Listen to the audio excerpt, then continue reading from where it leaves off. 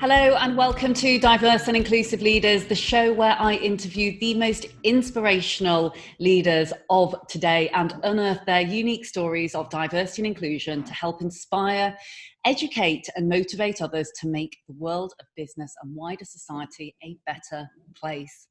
Today, I'm delighted to be joined by the fabulous Collette King.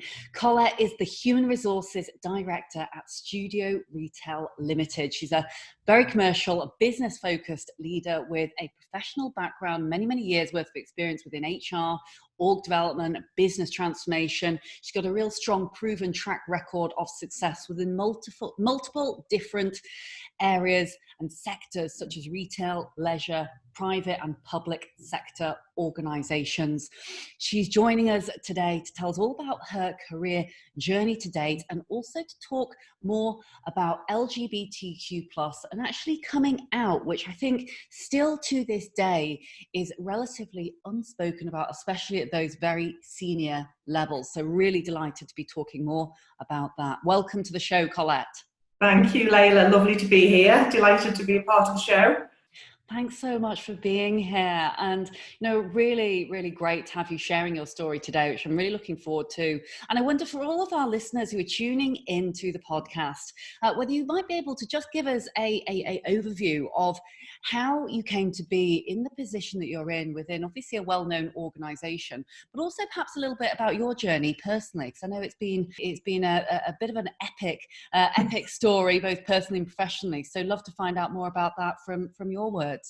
Yeah, fantastic, absolutely. So, yeah, I suppose it's been a bit of a roller coaster. You know, grew up in Liverpool, went to school, same as most people, finished after A-levels and really just wanted to join the police. That was my ambition from when I was 4, really wanted to join the mounted police force. I loved horses and applied as soon as I was able to, passed all the tests and was told I didn't have enough experience of life. So I was gutted, but I was only 18, so I didn't really have that much experience of life, to be fair.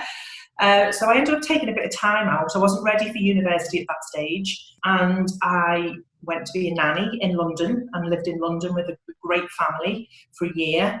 And then the opportunity came up to move to Canada with another family. So I moved over to Toronto for 4 years. Again, just brilliant experience, really grew up, found that independence, did a lot of traveling around the east coast of the States and Canada, and just had a fantastic time, but was ready to come back then and look to study for my degree at that stage. So came back about 23, so I kind of joined into university as more of a mature student, even though kind of 23, 24 is not that mature, and did my degree in business and tourism. Again, really loved that, and had an idea in my head at that stage. Then I was wanting to move into a career in tourism, looking for an airline. I've always loved to travel. I thought that would be a great combo, and just really struggled coming out of university to secure anything in that sector. And an opportunity came up in the HR team at Matalan in 1997. This was, and just really. Was bitten by the bug in terms of people, HR, right at that stage. Matalan were going through a huge amount of growth.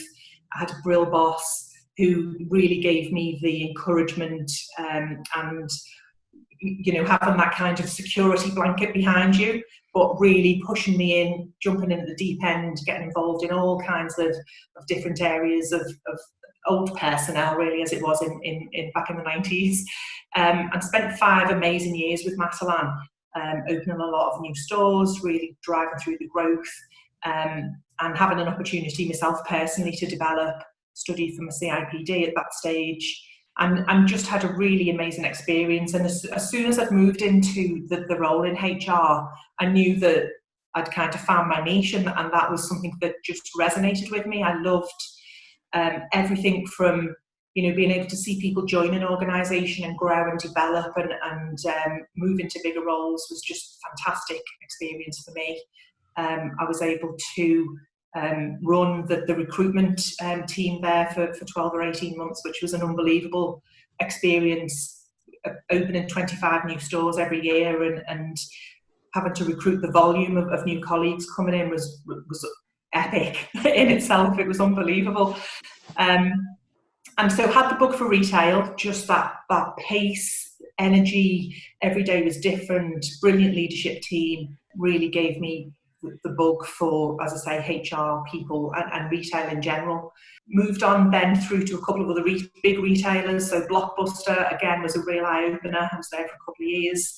You know, we know the old model of your VHS and popcorn on a Saturday night, which is something of the past these days, obviously. And again, you know, a really great experience there, but really interesting in terms of change and transformation. So there was an opportunity at some point for Blockbuster to purchase Netflix, and at that stage they didn't feel it was you know, had much to offer. It wasn't really going to go anywhere. Maybe it didn't really match the model at that stage. And you know, here we are now. Blockbuster's a distant memory, and we all know where we are with our Netflix subscription. So that's definitely, you know, a lesson in the bag. Had a couple of years at QVC as well, which was again another fantastic experience.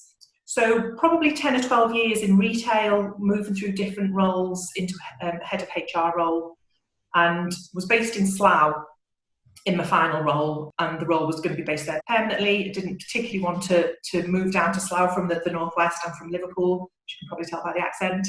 And an opportunity came up to move then into a role in social housing. It wasn't really anything I knew much about at that stage, but the role itself seemed really interesting. It was very much focused around bringing commercial skills into public sector, and really being able to have a look at, you know, the whole policies and procedures, and just bring that commercial edge into the people function, and looking at OD and the whole generalist remit.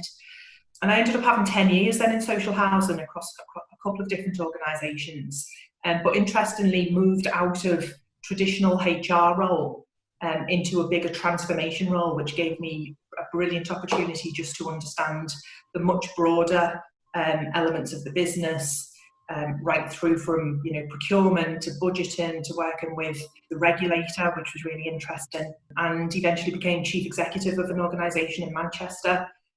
And actually, I've got to say, in terms of the challenges going into that organisation, having that really solid people background behind me, I think really stood me in good stead, because a lot of the challenges that we were facing were absolutely around our people, structures, capacity and capability, leadership behaviour, culture, all of that stuff that drives, you know, really successful organisations falls back to your people plan and your people strategy, and having people engaged and bought into the plan. So I really found that helped me.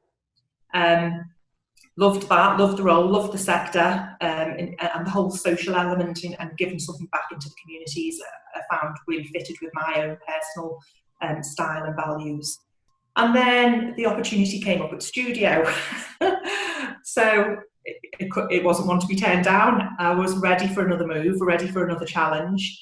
I did miss my days in retail, and I did miss that energy and that pace. And so started my role with Studio in January this year. What can I say? What a year to start a new HR role. I had a particularly difficult start to the year. Lost my brother suddenly, which was a real shock. I'd only been in Studio 3 days, and you know, that really cemented the decision was right for me to join Studio. The support I was given early on was just unbelievable, and it really made me realise that absolutely it was a great business, values matched mine, and it gave me real confidence in terms of being able to take that agenda further forward with Studio. And then we get into March, and then we're hit by the global pandemic of COVID, which just threw all of the rule books out of the window, and really gave us a lot to think about in terms of what do we need to do to, first of all, make sure that our team and our colleagues are safe, looked after, supported. And we did that straight away. I think we were really able to put a lot of policies and procedures in place straight away, which put the health and well-being of our colleagues right at the forefront. And I think that stood us in really good stead to be able to continue trading. We're an online retailer. We have been able to trade right through COVID, and we recognise that we're really lucky to have been able to do that. The high street closed down completely, and our sales went right through the roof. We've been trading really strongly, but to be able to do that and to serve our customers, we had to make sure that we had our teams geared up to deliver that. So we probably mobilised about 500 people to work from home, and that's worked amazingly well. And we continue to do that. You know, we're not taking any chances. We're keeping people safe. We're working really well as we are at the moment. And we'll continue just to keep an eye on things and see how things change over the next couple of weeks or so. So that brings us up to date a little bit, I think. Wow, what a story! Hey, from wanting to be riding on a horse in the police through to then finding your niche, which I think is wonderful. And actually, I think, you know, I hear from many that actually what they wanted to do when they were much younger through to what they have done now was taken a couple of attempts to actually get there. You know, that resonates a huge amount with me, because it took me some attempts to really find what made my heart sing. And you know, I can see, and having spoken with you before, how incredibly passionate you are about the people agenda, but also about truly being diverse and inclusive, you know, and making sure that everyone does feel that they belong, because it is times such as those that you've mentioned. And thank you for sharing some of the personal aspects there. And you know, I'm so sorry as well to hear about your brother, but it really is times like that that makes you sit back and reflect and really realize what it is that is so incredibly important. And you know, we see and hear from many organizations within the market, given the pandemic, that some people are really rising to the forefront because of how they have been seen and do look after and care for their employees, not just lip service and, you know, doing the corporate thing and saying we're following our values, but really living through those values and really being there when it matters the very most. And so I'm so pleased to hear that you have been very well looked after, and clearly it's an organisation that marries up very well with your own personal values and ethos, and how to do business rather.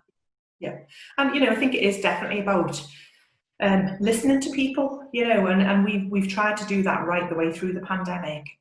Regular surveys, just checking in with people. Communication has been absolutely critical in terms of keeping people up to date, so they know exactly what's happening when. We've really kind of upped our game, I think, in the last couple of months in terms of our weekly newsletter and bulletin that goes out to colleagues. You know, so it's got a bit of a fun element, but it's also got a bit of ensuring just people are up to date with what's going on in the business, because you know, it has been so difficult for all of us who've had the ability to work from home. You can feel isolated, you can feel out of the loop. So, you know, now more than ever, that communication between teams and line managers, and you know, we're lucky to be able to have the technology to check in. I try to mix it up a bit so it's not all on Zoom. I like to get up and walk around a little bit with my phone as well. So, but that more than ever is so much more important. And you know, I do think the pandemic has given us a lot to think about now over the, you know, into the future. We are working and operating in a completely different way. So, you know, a lot of the stuff certainly that we've been thinking about in terms of flexibility, remote working, and that all absolutely ties into the inclusivity and diversity agenda, because it allows us to actually cast our net much wider in terms of recruitment, because we're working in a different way. We're not expecting people to be sat at a desk in an office 9 to 5, Monday to Friday anymore. So it's given us a lot to think about, and I think a lot of people in a lot of organisations have moved very quickly into having to adapt and have that agility to adapt to a completely new way of working, to be able to attract and retain the best talent that's out there in the market as well at the moment. So, you know, I think and I hope that we've done a lot of things really well this year. Certainly that's what our colleagues have been telling us. So, you know, I'm hopeful that continues into next year and just helps build our employer brand and give our colleagues confidence that we are doing the right thing for them and for the organisation.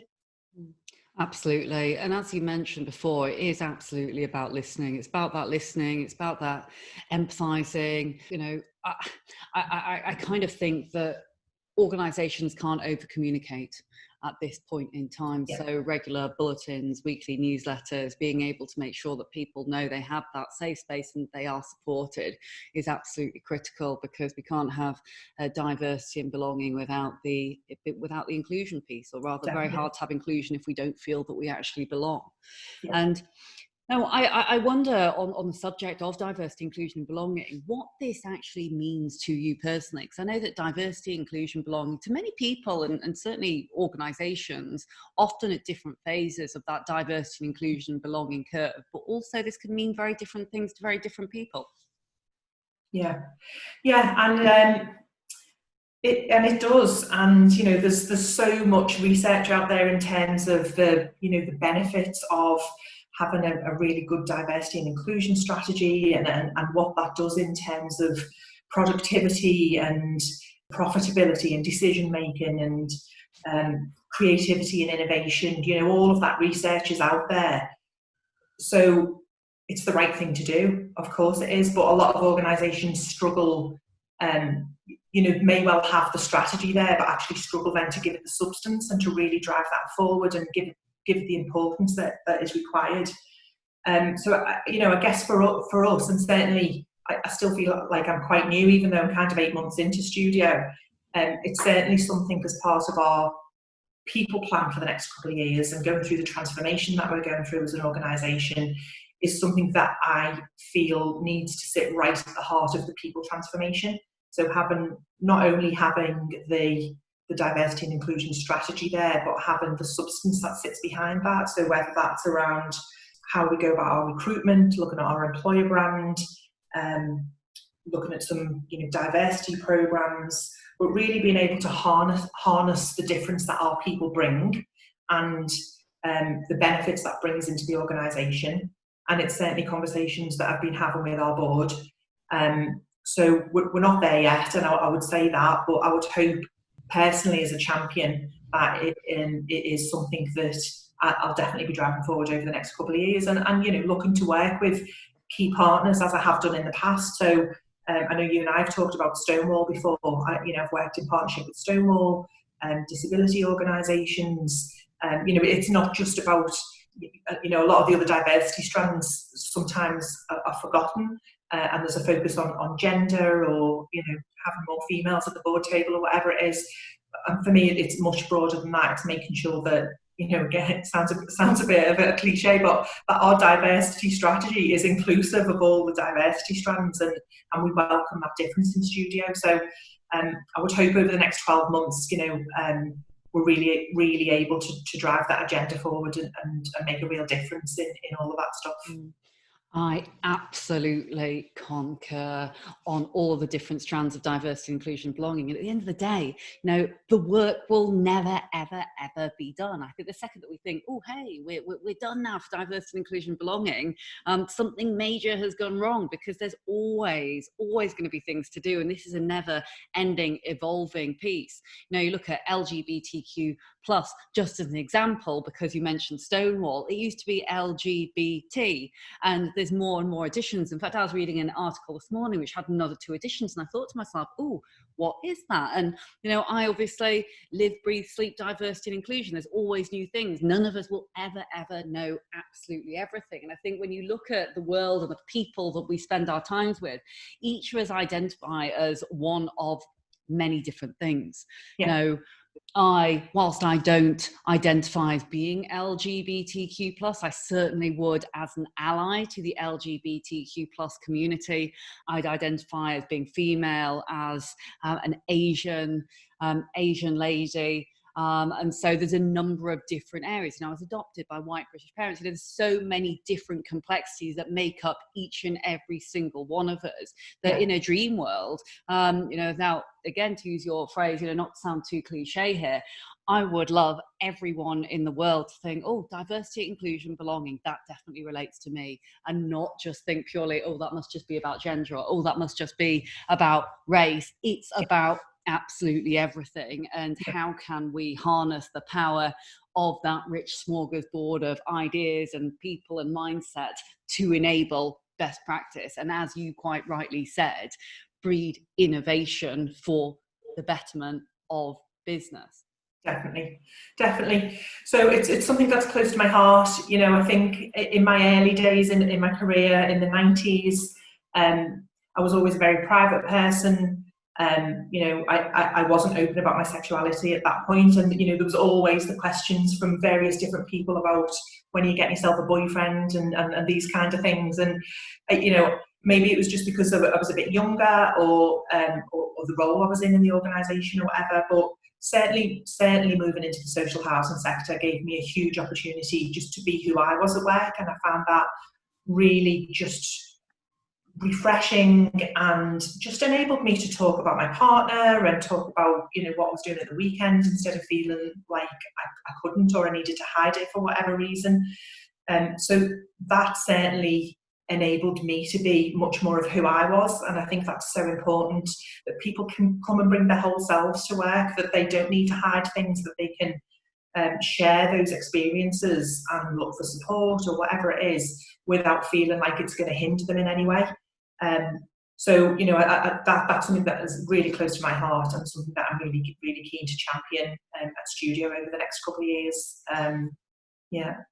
Thanks so much for sharing, Collette. I really appreciate you doing so, because I know it is, and you know, a good friend of mine was saying the other day, in fact, every time I'm in a meeting, I feel like I'm coming out all over again, especially if it is people that don't know. Yeah. And you know, I said to her, and I will say the same to you, if this is okay, and you know, tell me if I'm over asking on questions. I'm just genuinely very interested. Was at what point did you feel comfortable in order to then come out? Because I know you mentioned social housing, and actually another very good friend of mine, chief exec of Live Housing Group, I think I mentioned to you before, Leanne Hearn, she said the social housing arena is actually incredibly diverse, and you know, in comparison to a lot of the other industries, is a lot further forward when it comes to talking more openly about this. Was that one of the reasons that you decided to come out then, if it was then, or you know, what was the decision-making factor for you in your mind? I mean, I think from a professional perspective, it definitely was moving into that sector. You know, as soon as I joined, and actually it was the organisation that Leanne, that you've just mentioned, is now the chief exec of, funnily enough. As soon as I joined that organisation and met the people, the other executive directors and the rest of the team, I knew straight away that I could just be who I was. I didn't even need to really, you know, broadcast it to anybody. It was just taken for granted. So, you know, I talked about my partner, and it was just second nature. It was absolutely, you know, not a problem at all. I didn't feel like that before. So some of the other retail organisations that I'd worked in before coming into housing, I didn't feel like I could be that open. And, you know, we're talking about the late 90s and early 2000s, and, you know, we weren't we haven't progressed as much in terms of the whole diversity agenda as we have now. But that it just gave me that freedom. So there was such a lot of stuff, you know, in terms of Liverpool Pride, the first one that was set up. I was one of the Housing Association at the time, one of the founding members of Liverpool Pride, and that was a massive achievement for me. And I've, you know, I've been nominated for diversity awards along the way, because I've always tried to champion and also be open about who I am as a leader. You know, there aren't that many female senior leaders who are out in the professional sense, and I just feel that it's so important in terms from a role model perspective. So that's why it's important to me to be who I am, and to kind of walk the talk, I guess. Yeah. Oh, Collette, you know, sorry, this is so emotional. I'm actually welling up a little bit here, because it, you know, when I think about diversity and inclusion, I get to speak to inspiring individuals like yourself, who frankly are paving the way for future leaders, whether they're the first, whether they're not the first. Role models and real models, as we often like to call them, are so incredibly important. I think back to where I was in early in my career, and mum worked for the NHS, dad worked for an entrepreneur and did lots of fantastic things, and they are massive role models. But was there anyone who looked like me or identified in that way in the professions that I was trying to work in? Absolutely not. And I wonder, from your perspective, well, two things really. One, what would you say to others who maybe haven't come out yet within the workplace and want to? And two, did it make a real did it make a difference, do you think, to how your performance was at work? Because it makes me sad to think that people can't be themselves sometimes at work and don't feel comfortable enough to actually be who they really are, almost. Yeah, I mean, it's a really difficult one, isn't it? I would certainly say, don't be afraid. There's always people in every organisation who are there to support and listen and coach and understand. We know that not all difference is visible, and that's why I think, if you've got a difference that isn't visible, it's important to be able to talk about it, because that's the way we're going to be able to spread the message about it's okay to be who you are. And then the more that we can do around diversity programs or opening up avenues for, even if it's confidentially for a hotline or whatever it is, to just give people that freedom to be able to speak comfortably about who they are and what support they need. I guess from my perspective, it probably gave me a bit more confidence to be more of who I was. Growing up, I was always very quiet and shy. I'm not really an extrovert, but it's definitely given me much more confidence, because I could just be who I am. And now I'm more than happy to talk about my wife Kira. We've got a little fluffy dog called Flossie, and we're just a great partnership, and she gives me confidence and I give her confidence, and it works really well. And I just think, the more people that are there, as you say, as allies, to be able to support and listen to people, the better it can be. That confidence makes such a difference. Like, I was reading an article again the other day, and it said that I think it was something like 30% of energy is focused upon covering or pretending to be something that you're not. And it just made me think, oh my God, all of that time where, say, you hadn't come out in the workforce, or I wasn't comfortable to talk about whatever it might be, adoption, whatever it is, if that was channeled into productivity, there's a business piece behind this as well. And it's a significant piece. Yes. Productivity would go through the roof. Definitely. So there's tons more work to be done. It's important to keep talking about it, and it's important to be there to listen and steer and support people to be the best that they can be. Absolutely. And when people talk about it as well, it opens floodgates for others. Clearly I feel very comfortable around you, because the second you start talking, I feel, I want to share now as well. And you find that it's often, and we've seen some real great successful examples of this happen within organizations, especially from those brave individuals who are willing to share and be vulnerable, which I think is actually one of the bravest things ever to do, especially with work colleagues. But when examples are shared, especially at senior level, that trickle effect that it has down the rest of the organization is epic, because those individuals then feel, even if it's in different avenues of diversity and inclusion, which we're all, different pieces for different people, it's almost that permission, in inverted commas, that it's okay to be able to then share. And this is a safe space. You are coming into a safe space where senior leaders like yourself are paving the way, happy to talk about personal life and the importance of that in the context of business. Definitely. One of our values is inclusive, and it's amazing. It's already there. We've just got to bring that to life now and ensure that it's embedded in the organisation, and we really build our culture on that moving forward. Absolutely. And a personal question, again, if you don't mind me asking at all, but I wonder, before you did come out at work, how have you seen things change over, say, the last decade? Because you've had a wealth of experience within the different sectors, some perhaps more far forward than others, and what have you. But did you find that there was a real taboo back in, say, the 90s versus what there is today? Have you Yeah. seen this progress in the right direction? Oh, definitely. Absolutely. I mean, it's poles apart, and it's definitely, you know, not as much of a taboo. I think there's still work to be done, and that's why it's great to have so many other partners out there really, you know, blowing the trumpet for a lot of different causes, all the diversity strands. Yeah, it's not. There's much more evidence of, you know, the impact it has if people can be themselves at work.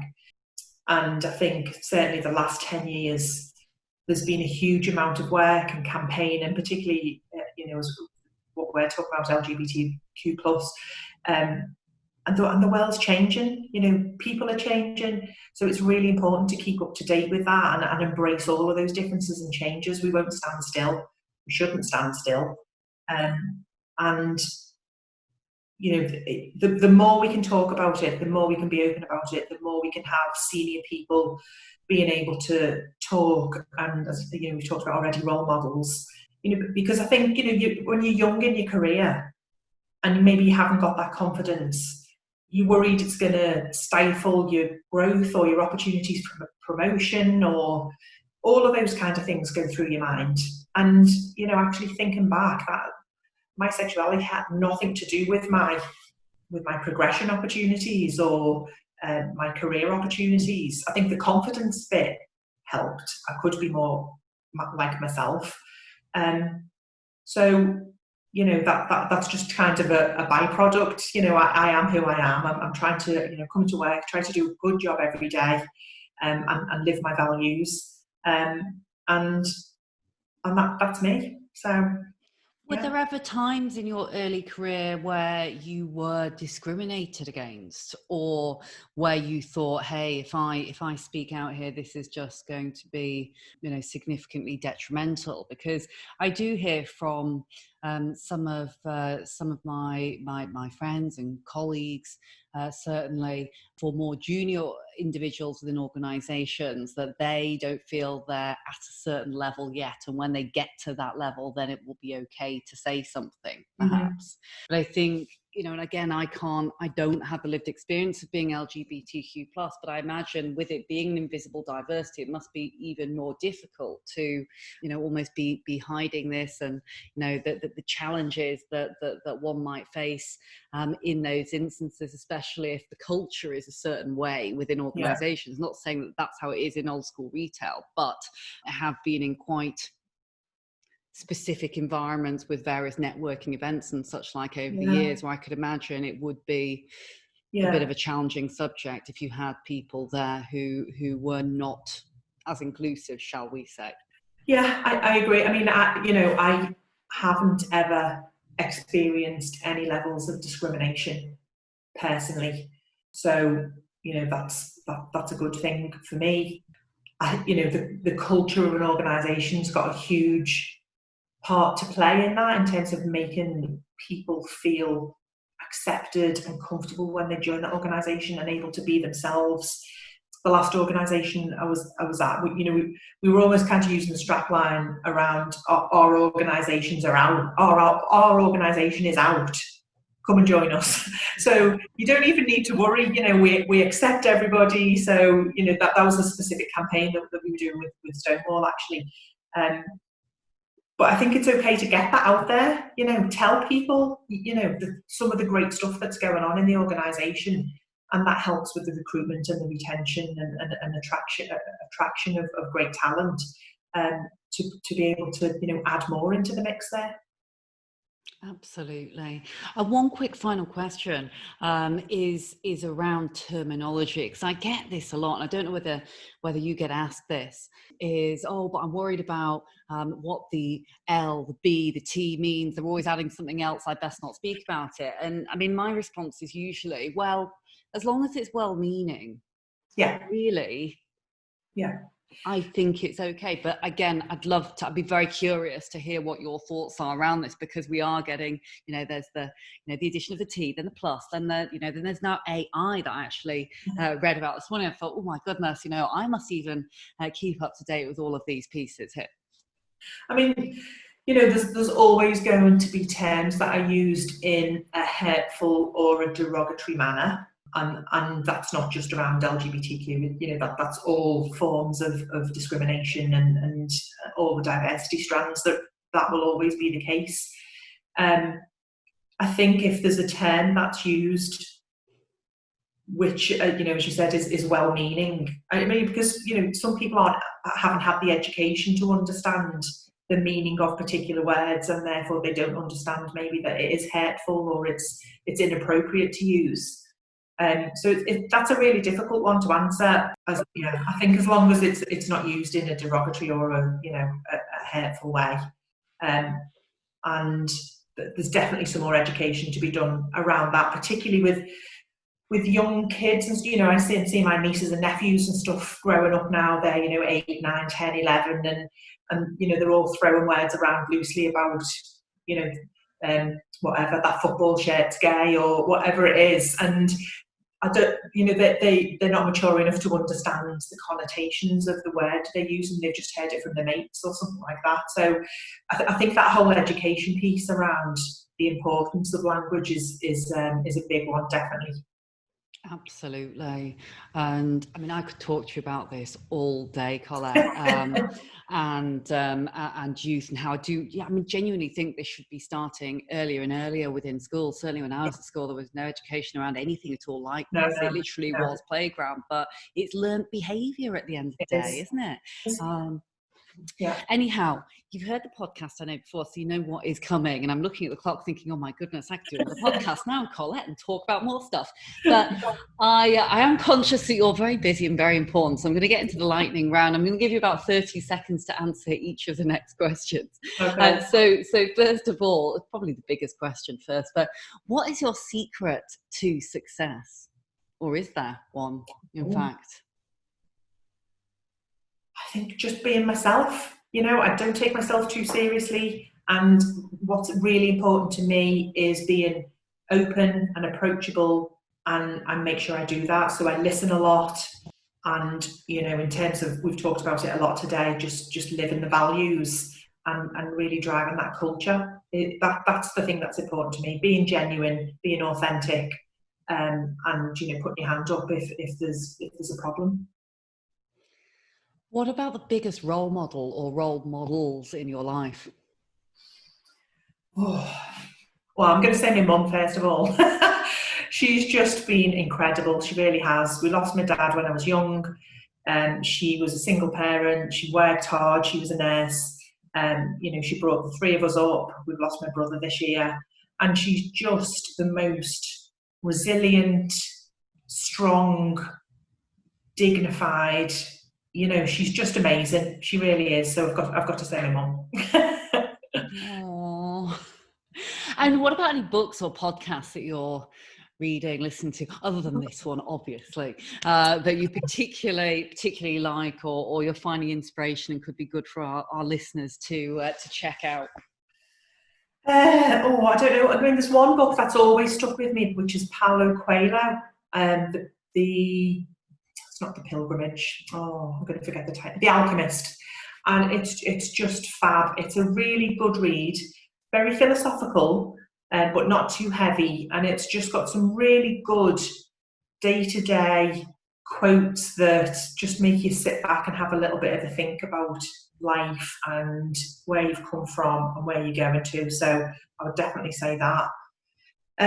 Podcasts, apart from yours. I love all the stuff that Simone's doing with the Northern Power Women. I don't know if you've heard.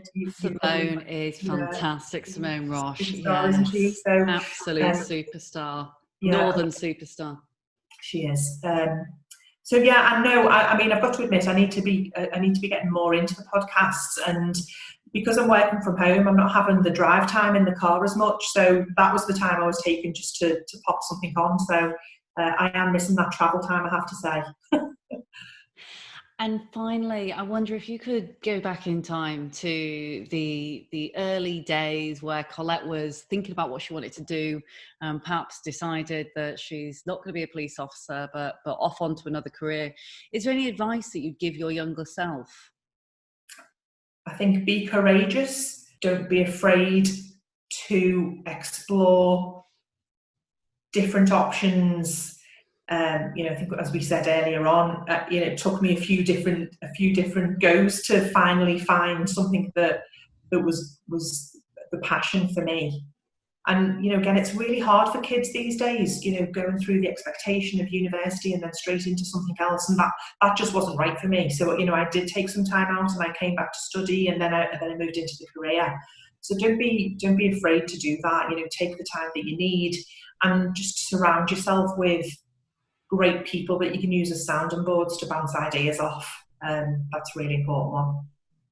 Thank you so much, Collette. You've been an absolute gem today. Really appreciate you being on the show. No problem. I've loved it. Great to see you again, Leila. Well, I hope you've had fun. And as I normally do at the end of each podcast, there's always lots of nuggets of wisdom, but I think certainly the pieces that have stood out for me are just your real warmth and openness and honesty. I think, really appreciated you very kindly talking about your story, about coming out, especially within the workplace. And, I think for all others, whomever you are, whether you're listening and you're a seasoned executive or whether you are just new into the workplace, really do be courageous. As Colette has said, what's the worst that could happen? LGBTQ plus, and as a element of diversity, inclusion, belonging it's an invisible diversity a lot of the time. And finding others where you can, even if they're not within your organization, whether they're external, whether you get in touch with Collette, you get in touch with other individuals, there are people there within the support network who want to help, who want to support you. And organizations, the particularly good ones, as you've mentioned, Collette, are actively talking about being openly out. And so lots of great places that you can go and explore and find that community. Certainly don't be a stranger. In addition, I think the pieces around role modeling as well is absolutely critical. I think we must keep talking, we must keep being open. It often has that fantastic snowball effect. So I'm just glad that we're talking about this today. And I know many of your employees and many others will listen to this, and it just makes me think, hey, if one or even a number of people listen to this, it gives them the confidence to either come out at work or to share more about their personal selves in the workplace.